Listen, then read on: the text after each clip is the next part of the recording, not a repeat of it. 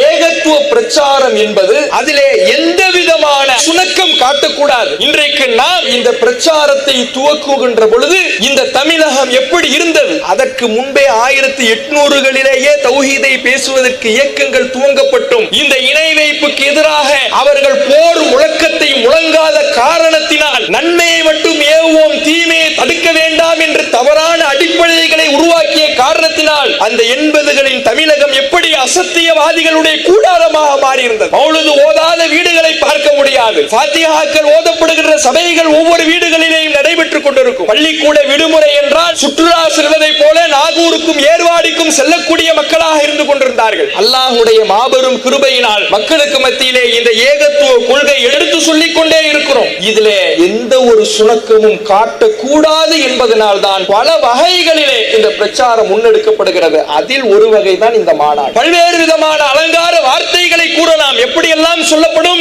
மாநாடு நடத்துற காசுக்கு ஒரு ஸ்கூலை கட்டி விடலாம்ல.